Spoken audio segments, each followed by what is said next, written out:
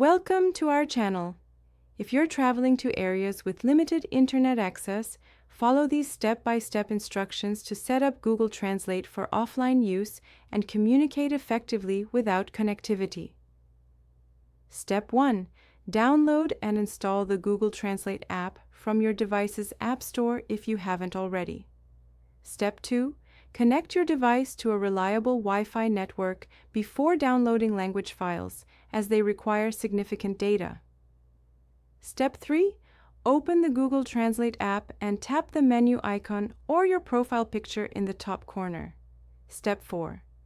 Select Offline Translation or Manage Downloaded Languages from the menu to see all available language options. Step 5.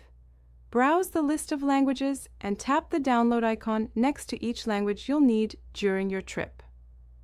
Step 6. Confirm the download when prompted.